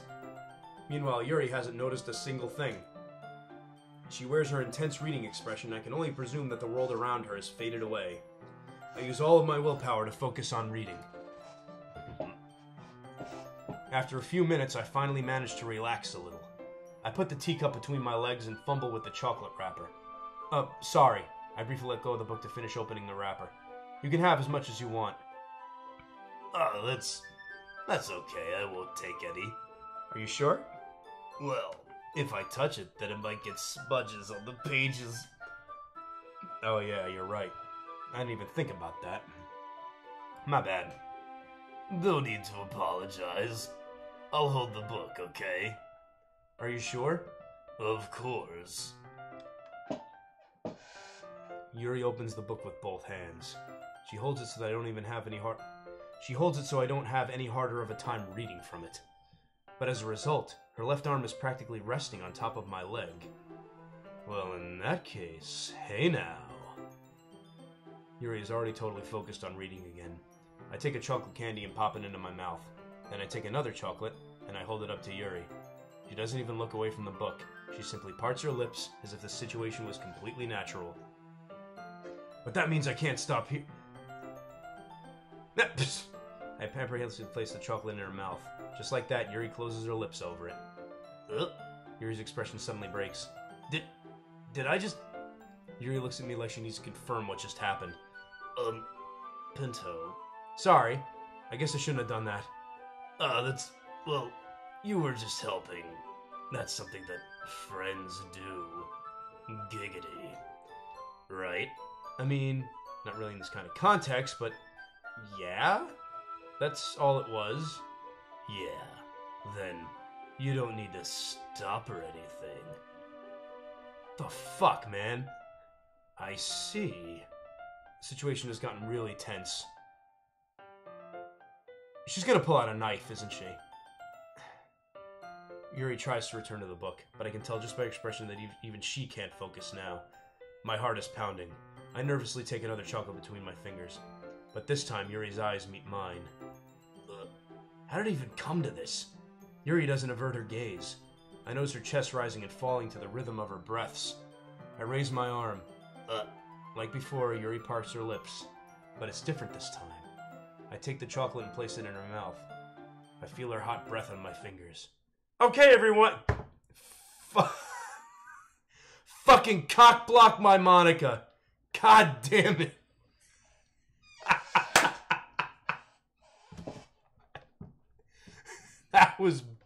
That was bloody perfect. I was not expecting that. Okay. Yuri jolts back. It's time to share poems. Pinto, you can help Yuri put away the tea stuff, right? Yeah, of course. Okay, thanks. The spell is abruptly broken. I'll take care of the cups. Yeah. Yuri picks up the teacups from the floor. I pick up the bag of chocolates. In the end, we hastily clean up without so much as a word between us. I get the feeling this is something neither of us will have the courage to bring up. Alright, it's poetry time, folks.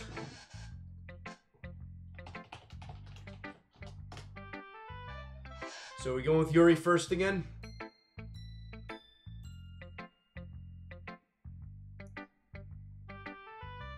Or should I go with somebody else first this time?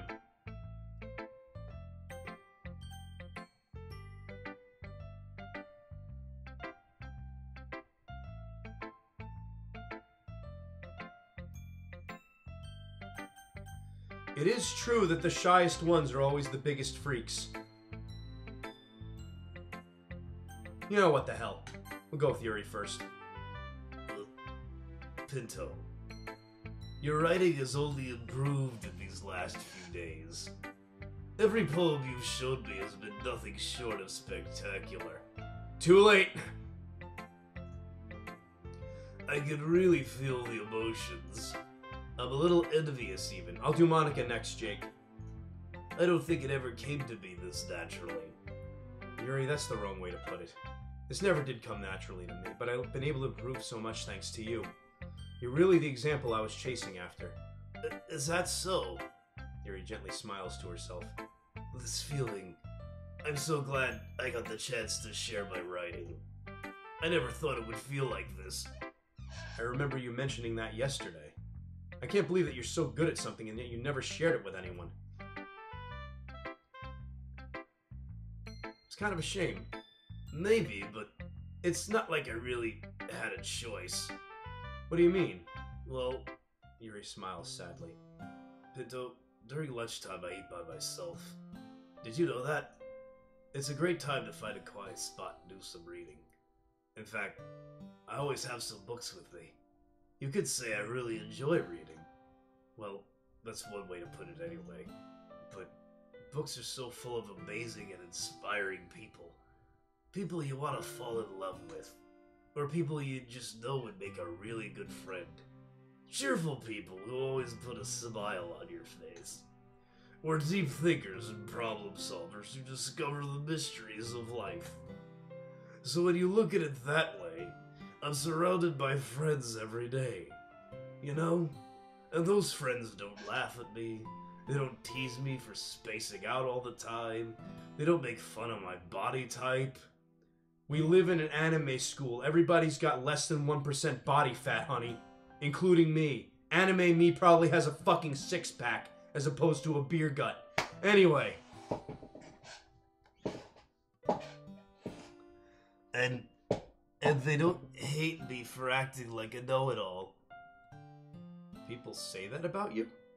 Well, fucking Natsuki was saying it last time. I'm not a know-it-all, Pinto. It's the opposite. I don't know anything. I don't know how to talk to people. I don't know how to make people see me as normal. Nasal spray, honey. I don't even know how to make myself happy. Wow, this has gotten really kind of deep here. I have all these feelings, and all I can do with them is read and write. But it wasn't until now that I started sharing it with you that I really understood what was missing all this time. But I haven't really done anything. No, that's wrong. Just being patient and respectful. That's really important to me. I know I'm a difficult person, Pinto. I speak too slowly. I second guess myself all the time. I read too deeply into things. But every time, you've always treated me just like everyone else. It's so rare that I feel comfortable with myself when I talk to others.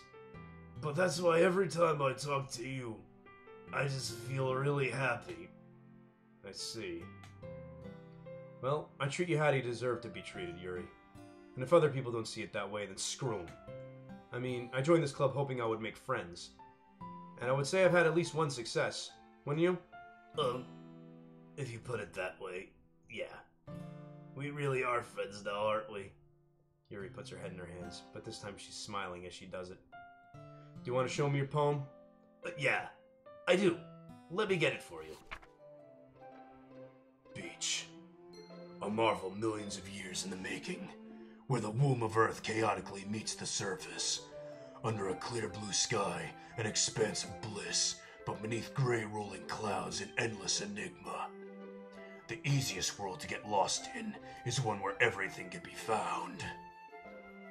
One can only build a sandcastle where the sand is wet, but where the sand is wet, the tide comes. Will it gently lick at your foundations until you give in? Oh, honey! You're laying it on kind of thick today, aren't you? Or will a sudden wave send you crashing down in the blink of an eye? Either way, the outcome is the same, yet we still build sandcastles. I stand where the foam wraps around my ankles, where my toes squish into the sand. The salty air is therapeutic. The breeze is gentle yet powerful. I sink my toes into the ultimate boundary line, tempted by the foamy tendrils. Turn back, and I abandon my piece to a road at the shore. Drift forward, and I return to Earth forevermore. I'm aware that the beach is kind of an inane thing to write about. But I did my best to take a metaphorical approach to it. You say that like you didn't even want to write about it. Oh, you haven't heard? After yesterday, Natsuki and I, well, it was amusing that we wrote about something similar in such different ways. So, Natsuki wanted us to write about the same topic as each other again.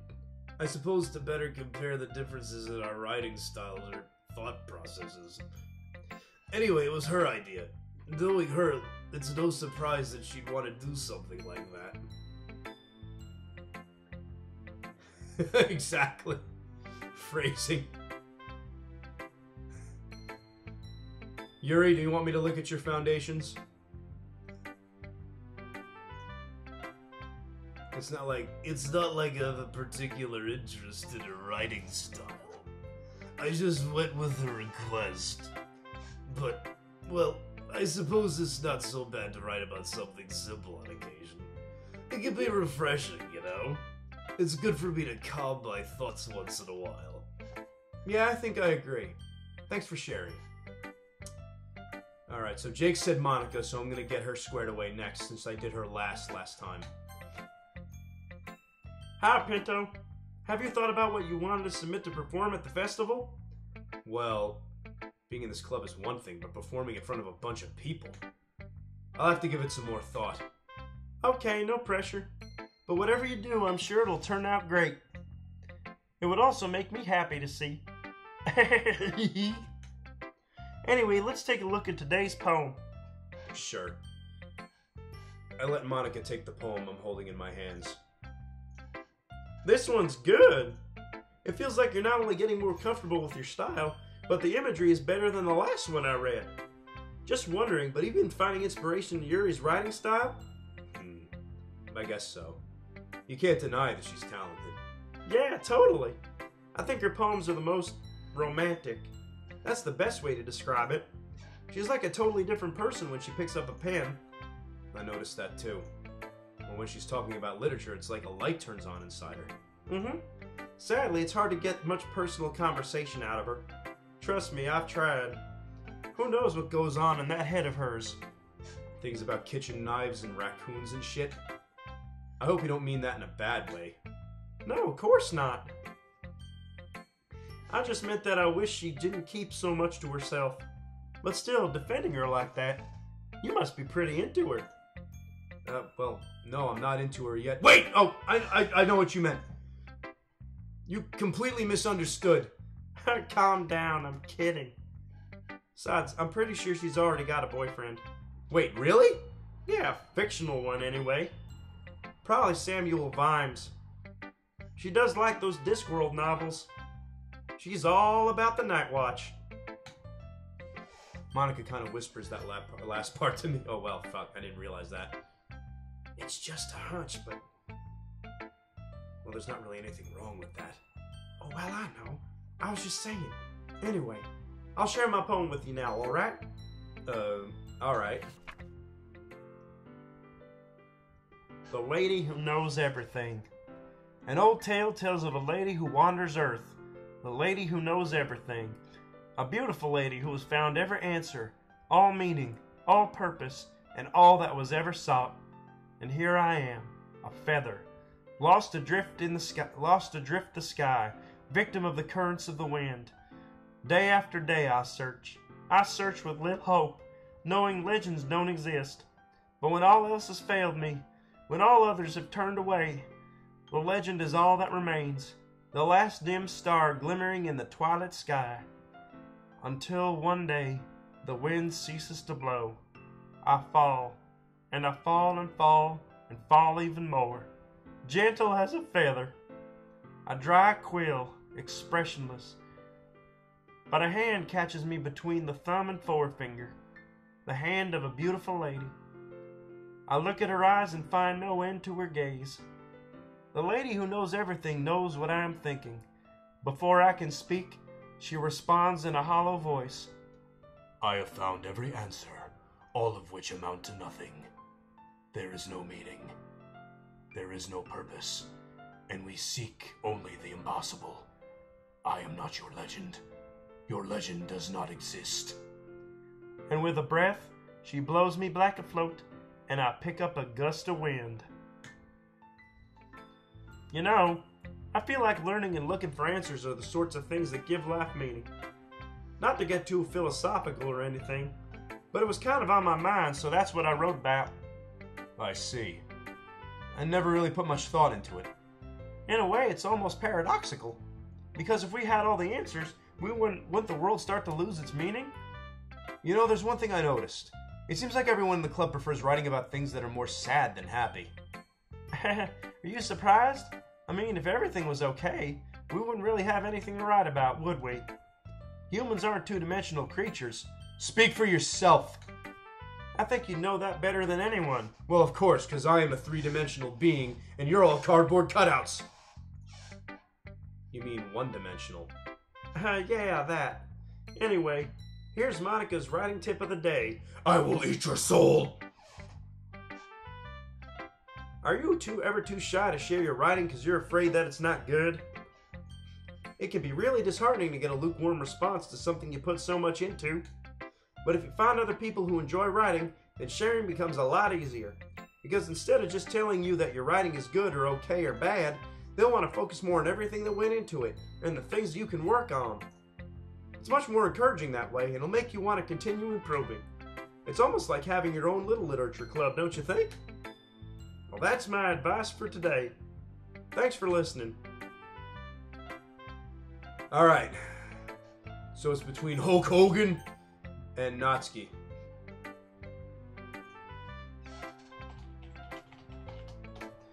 Let me know if you want to hear next. In the meantime, I'm going to grab another glass of water. I'm starting to dry out.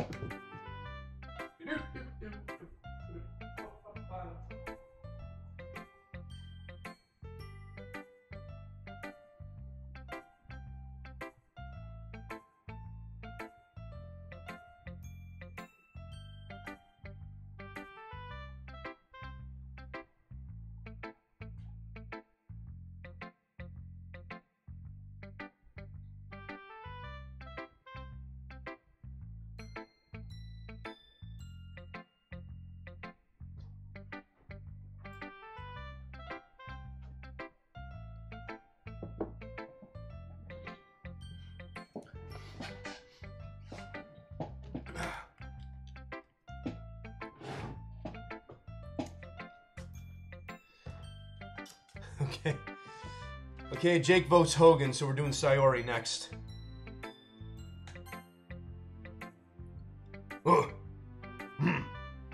It's nice, I guess. Come on, I can already tell you don't like it. Well, you don't need to worry about what I think. After all, you wrote this for someone else, didn't you? Probably Yuri. Huh? I didn't write this for anyone specifically. Maybe. That's not really what I meant, though. But it's okay.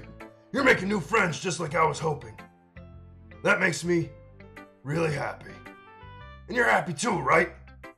In this club? Well, of course I am. Good!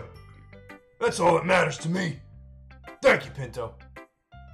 Sayori, is there something wrong? Huh? No, nothing. I'm just a little tired today. Alright. Just tell me if you need anything. I will. Don't worry about me, okay? You can go play with everyone else now. If you insist. Yay! I'm gonna go home a little bit early today. Sayori? Tell Monica I wasn't feeling well, okay? I'll see you tomorrow.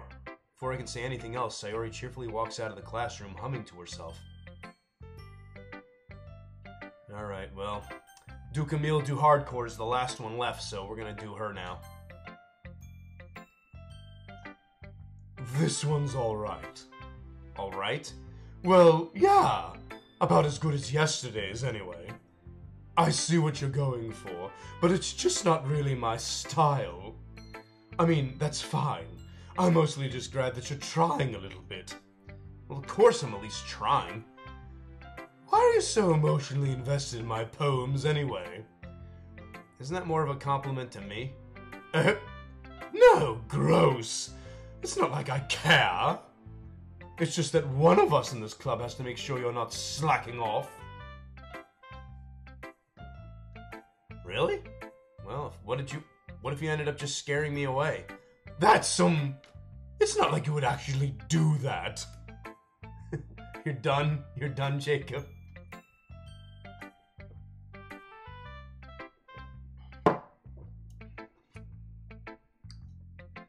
Yeah, you're right. It's kind of fun to hang out here, even if I have to put up with you. Gah!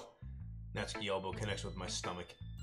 Oh, maybe I won't mind scaring you away after all. I was just joking. Oh, I know. Don't worry, I was too. But the next time you fuck with me, I'll break your goddamn kneecaps, you little bitch. How the hell do you call that a joke? That seriously hurt. Well, maybe it was funny to her. I guess that's kind of the point. I should really just watch my mouth around Natsuki. Anyway, Natsuki holds her poem out to me like nothing ever happened. I'll be...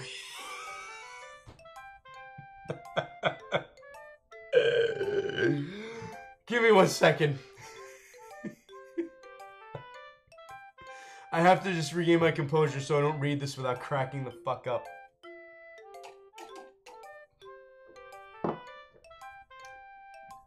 I'll be your beach. Your mind is so full of troubles and fears that diminished your wonder over the years.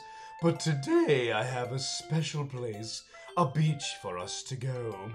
A shore reaching beyond your sight, a sea that sparkles with brilliant light. The walls in your mind will melt away before the sunny glow. I'll be the beach that washes your worries away.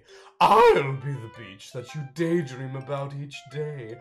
I'll be the beach that makes your heart leap in a way that you thought had left you long ago. Let's bury your heavy thoughts in a pile of sand. Bathe in sunbeams and hold my hand. Wash your insecurities in the salty sea and let me see you shine. Let's leave your memories in a footprint trail, set you free in my windy sail, and remember the reasons you're wonderful when you press your lips to mine. Oh! I'll be the beach that washes your worries away. I'll be the beach that you daydream about each day. I'll be the beach that makes your heart leap in a way you thought had left you long ago. But if you let me by your side, your own beach, your own escape, you'll learn to love yourself again.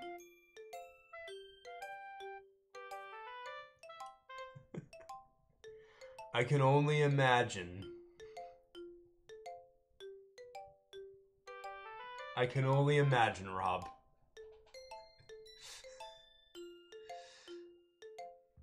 Yeah, I felt like I kept writing about negative things, so I wanted to write something with a nice message for once. Besides, the beach is awesome. Kinda hard to write anything negative about the beach. Well, unless you're going during, like, red tide or something. Man, I can't really escape these, can I? Well, Yuri's take on it was a little more solemn. Well, jeez, she better not have said anything bad about me. After all, she was the one who wanted us to write about the same topic. Ugh, you could really see her doing that, too. Making us write about a simple topic, then trying to impress me by coming up with something all fancy. Well, it's not like I care. I just did it anyway. I mean, I guess mine ended up being kind of metaphorical too, but there's nothing wrong with doing that once in a while. At the very least, it was good practice. Okay, you three. We're all done sharing poems, right? Why don't we start figuring out... Hold on a second. Is it just me, or did you say something strange just now? Eh? Something did sound a bit unusual. That's right. You deviated from your usual catchphrase when addressing the club. Catchphrase? I don't have a catchphrase. Jeez, why is the mood so weird today? Look, even Yuri isn't immune to it. The stagnating air is common foreshadowing that something terrible is about to happen. In your books, maybe. Look, the only thing different is that Sayori isn't here. It seems you're right. Sayori always helps lighten the mood a little bit, doesn't she? It's almost like everyone's balance is thrown off a little when she's not around. Where the heck did she run off to, anyway? I thought she just went to pee. Doki, please show some decency. Oh, come on! She actually wasn't feeling too well and went home early. Is that so? I hope she's alright. Seriously? Of all the times not to go home with her, you pick the time she's not feeling well? So much for you two being all lovey-dovey. No! First of all, stop misunderstanding my friendship with Sayori. And second, she's kind of been avoiding me today, so I didn't want to force it. Huh? That curious expression coming from Yuri of all people? Calm down, guys. I talked to her earlier and everything's fine. What did she say? Anyway, we need to figure out the rest of the festival preparations, so let's decide what everyone will be doing this weekend. I already know what I'm doing. That's right. Natsuki will be making cupcakes, but we might need a lot of them in different flavors. Can you handle that all by yourself, Natsuki? Challenge accepted. And as for myself, I'm going to be printing and assembling all the poetry pamphlets. Sayori will be helping me design them. She's going to bring lots of crayons. And as for Yuri, you can, Huh?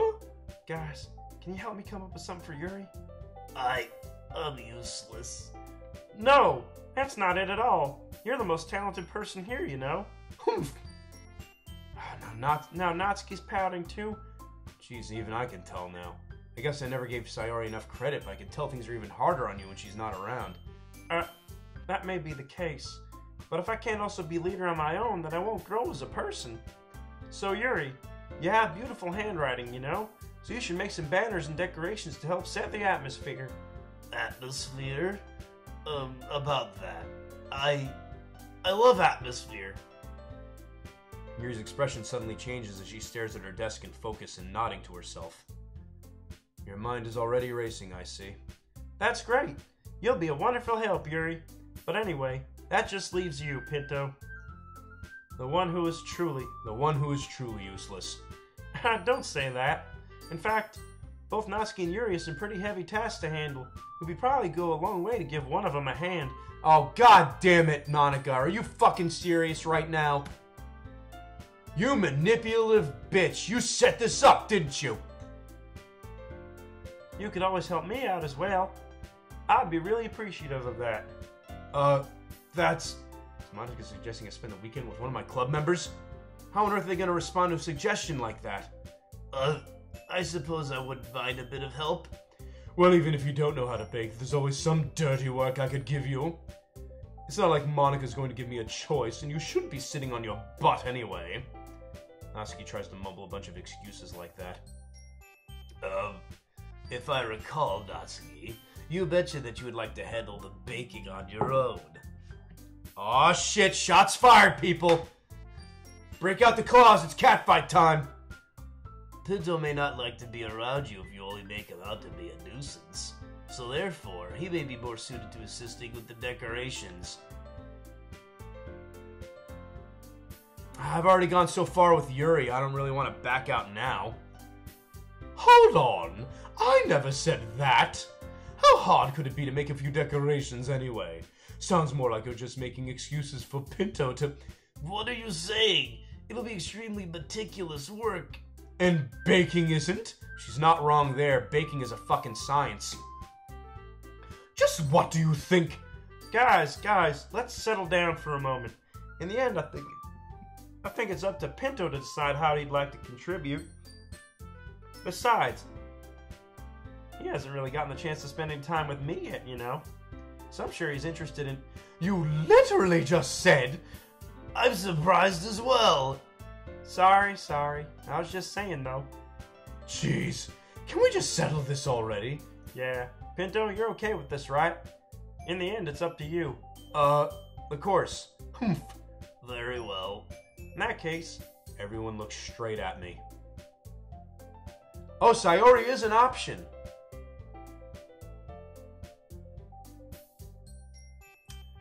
Well, guys, I have a choice to make.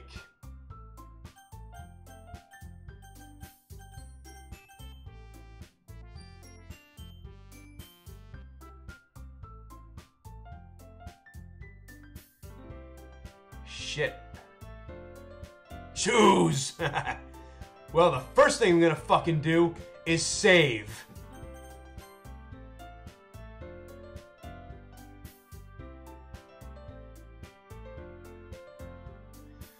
Alright. We'll see how this goes. We're going with Yuri this time. Well, I'll probably be the most useful helping out Yuri. Me? Are you serious? Why would you... Natsuki.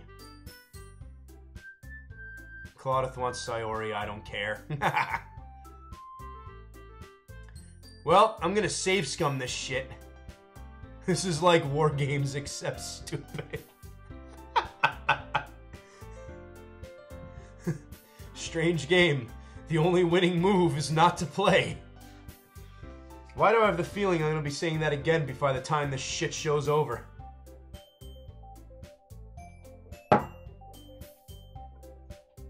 I can already tell you're about to say something mean. No, I was just saying, ugh. So you'll be helping Yuri then, Pinto. Yeah, that's what I'm gonna do. I'm glad. I have a bad habit of overthinking these sorts of things, so I think your assistance will be very useful. That's great to hear. Natsuki, you'll be able to handle the baking yourself? I mean, yeah. I already said I'd be fine. Okay. Everyone can tell that Natsuki is feeling a little sour. So, is that everything we needed to go over? Yeah, that should be about it. Are you guys excited? Well, excited may not be the right word, but I suppose I'm looking forward to it a little bit. Do you feel the same way, Pinto? I have a feeling I'm gonna die a horrible, slow death for the choice I just made. But I'm committed, so we're gonna go with it. Me? I guess you could say I'm interested to see how it'll turn out. Yeah, aren't we all? That's good enough for me. What about you, Natsuki? Humph. Natsuki? What? Why is everyone yelling at me? I didn't even do anything. No, it's not what I meant at all. Yuri anxiously glances between everyone in the room. I'm sorry for this. I don't really know why Pinto picked me. And also, your cupcakes are the best cupcakes I ever had. They go really well with my tea. And nothing that I do for the event will compare to that, so... I get it. I'm kind of surprised, though. Why? Well, I'm the one acting immature. I already know that. But you're trying to cheer me up all of a sudden. I know I'm not very good at it. I'm sorry if I said something bad. Natsuki isn't the only one surprised. Monica and I are also taken aback by Yuri's words. When she already has trouble with words, trying to cheer someone up must be far out of her comfort zone. But I begin to understand. Yuri was trying to sound like Sayori. Even if it didn't work perfectly, I can tell that she tried to say something Sayori would say at a time like this. Because Sayori always helps everyone smile and feel good about themselves. Yeah, I picked the wrong fucking choice, didn't I? Oh well. No, I kinda appreciated it. I'm sorry for making a big deal out of nothing. But I'm going to say this. You better bet that my cupcakes are going to be the best part of the whole event. I believe you.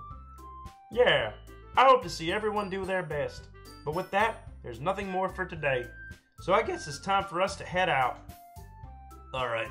Oh shit, sorry, I almost did Yuri's voice. Alright, then let's get out of here then. Everyone packs up their things. I start to follow Monica and Natsuki out the door as they chat between each other. Huh? I turn around. Sorry, I realized I don't have any way of contacting you this weekend. Oh, you're right. I can't believe that slipped my mind. Should I give you my phone number? I think that would be the best way, yes. Alright then. Yuri and I exchange phone numbers.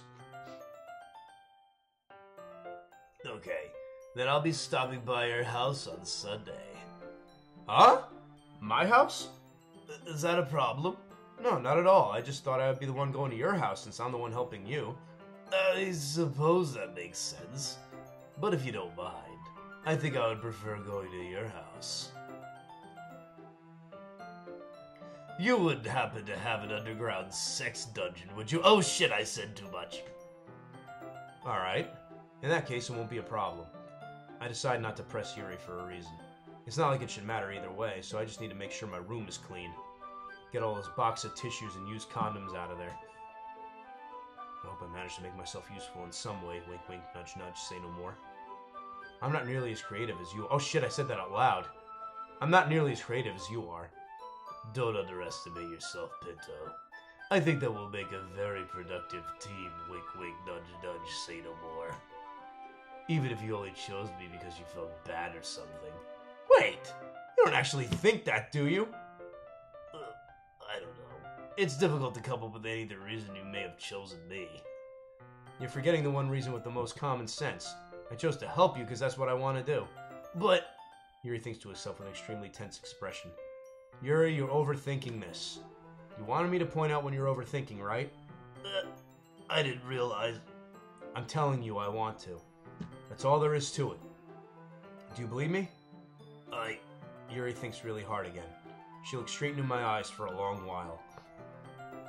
I believe you. As if it took her tremendous effort, Yuri finally says that and relaxes her expression. And I'm really looking forward to Sunday. Yeah, I am too. After that exchange, I make my way out the door and Yuri follows.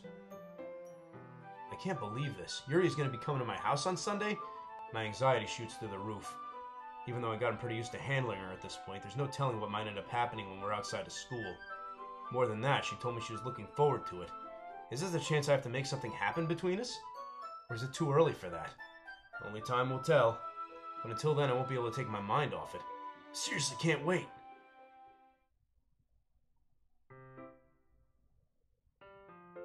Alright.